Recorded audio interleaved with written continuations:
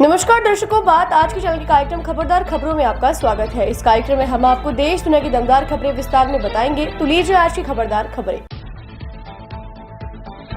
Haryana Punjab border पर किसानों के आंदोलन के 365 दिन पूरे हो गए हैं। संयुक्त किसान मोर्चे के नेता जगजीत सिंह डल्लेवाल 76 दिनों से भूख हड़ताल पर हैं। संयुक्त किसान मोर्चे के नेता अभिमन्यु कोहाड़ ने कहा कि 22 जनवरी को उन्होंने खनौरी और शंभू सिंह बिंदुओं पर जारी प्रदर्शन के 1 साल पूरा होने के अवसर पर 12 फरवरी को खनौरी बॉर्डर और 13 फरवरी को शंभू बॉर्डर पर किसान महापंचायत के अपने कार्यक्रम की घोषणा की थी। इसके तहत आज महापंचायत में किसान अपने आगे की रणनीति पर फैसला लेंगे।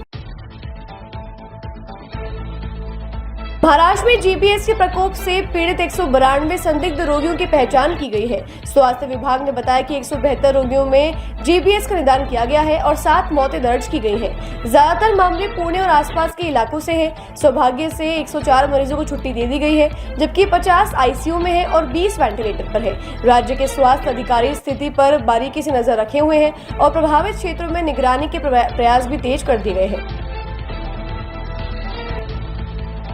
पीएम मोदी और अमेरिका के उपराष्ट्रपति वेंस के बीच मुलाकात हुई। दोनों नेताओं ने संयुक्त राज्य अमेरिका की दूसरी महिला उषा वेंस के साथ कॉफी का आनंद लिया और आपसी हितों के विषय पर चर्चा की, जिसमें यह भी शामिल है कैसे अमेरिका स्वच्छ, विश्वसनीय अमेरिकी परमाणु प्रौद्योगिकी में निवेश के माध्यम से भारत को अपनी ऊर्जा स्रोतों में विविधता लाने में सहायता कर सकता है। पीएम मोदी ने वेंस के बच्चों के साथ वो उपहार भी साझा किए और उपराष्ट्रपति वेंस के बेटे विवेक को जन्मदिन की शुभकामनाएं प्रेषित की।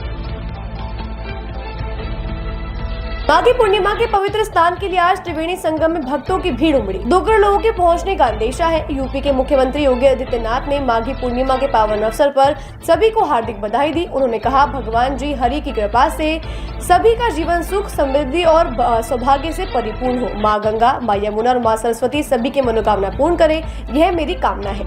इस अवसर पर आज प्रशासन ने पूरे क्षेत्र को नो व्हीकल जोन घोषित कर दिया है और लोगों से अपील की जा रही है कि पवित्र स्नान कर तुरंत लौटें और अपने अफवाहों पर ध्यान न दें। अंतरिक्ष एजेंसी नासा ने घोषणा की है कि स्पेसएक्स आगामी अंतरिक्ष यात्रियों की उड़ानों के लिए कैप्सूल बदलेगा ताकि बुच विल्मोर और सुनीता विलियम्स को मार्च के मध्य में ही घर लाया जा सके। डोनाल्ड ट्रंप की ओर से दखल के बाद स्पेस में फंसे हुए अंतरिक्ष यात्रियों को वापस लाने की कोशिश नासा ने तेज कर दी है और नासा के वैज्ञानिक 24 घंटे इस मिशन को अंजाम देने में लगे हैं। नासा के वैज्ञानिकों ने बताया कि अपने अगले चालक दल को एक पुराने कैप्सूल पर उड़ान भरने के लिए चुना गया है, जिसका प्रक्षेपण 12 मार्च को किया जाना है।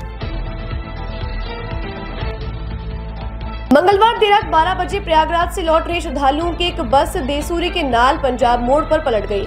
इस हादसे में 10 साल के एक बच्चे का दाहिना हाथ कट गया, जबकि 27 अन्य श्रद्धालु घायल हो गए। घायलों में बच्चे और महिलाएं भी शामिल हैं। हालात नाजुक होने पर 2 बच्चों को राजसमंद रेफर किया गया है। हादसे की सूचना मिलते ही 4 भुजा थाना अधिकारी प्रीति रत्नू मौके पर पहुंचे और राहत कार्य शुरू किया गया। 1 दर्जन से ज्यादा घायलों को पाली के अस्पताल में भर्ती कराया गया है।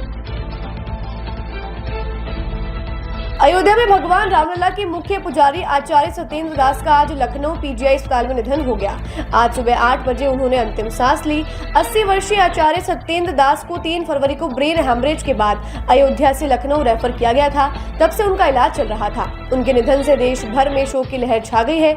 आचार्य सत्येंद्र दास 34 साल से राम जन्मभूमि में बतौर मुख्य पुजारी सेवा दे रहे हैं। 6 दिसंबर 1992 को बाबरी विध्वंस के समय वे रामलला को गोद में लेकर भागे थे। तब से लेकर आज तक रामलला की सेवा कर रहे थे।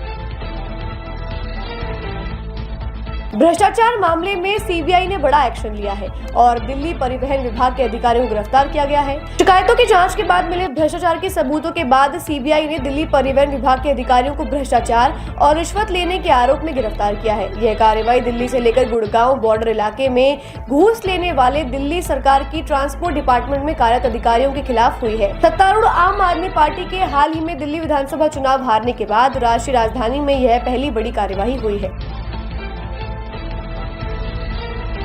सुप्रीम कोर्ट ने कहा, जब कोई अपराधी सरकारी नौकरी नहीं कर सकता तो दोषी नेता चुनाव कैसे लड़ सकता है। सुप्रीम कोर्ट के अधिवक्ता अश्विनी उपाध्याय ने एक जनहित याचिका दायर की थी, जिसमें मांग की गई थी कि देश में सांसदों और विधायकों के खिलाफ आपराधिक मामलों में शीघ्र निपटारे के अलावा दोषी नेताओं पर आजीवन प्रतिबंध लगाने का अनुरोध किया गया है।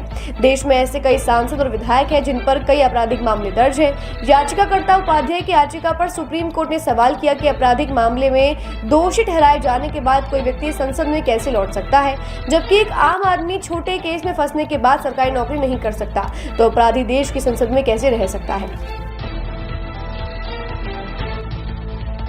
परीक्षा पे चर्चा के दूसरे एपिसोड में दीपिका पादुकोण ने छात्रों को संबोधित किया। परीक्षा पर चर्चा के पहले एपिसोड के दौरान पीएम मोदी ने बच्चों को खाने पीने से लेकर परीक्षा के समय तनाव को कैसे कम करें इस पर चर्चा की और सफलता के सूत्र भी बताए। वहीं आज दूसरे एपिसोड में बॉलीवुड की प्रसिद्ध अभिनेत्री दीपिका पादुकोण ने छात्रों के साथ परीक्षा के तनाव और अन्य महत्वपूर्ण मुद्दों पर चर्चा की। इस कार्यक्रम में 3.6 करोड़ लोगों ने रजिस्ट्रेशन कराया था। दीपिका पादुकोण ने परीक्षा के दौरान स्ट्रेस को दूर करने के उपाय बताए और छात्रों को बताया कि एक परीक्षा से पूरे जीवन को नहीं आंका जा सकता। खबरदार खबरों में आज के लिए बस इतना ही। कल फिर नई खबरों के साथ हम होंगे आपसे रूबरू। तब तक के लिए दीजिए इजाजत। नमस्कार।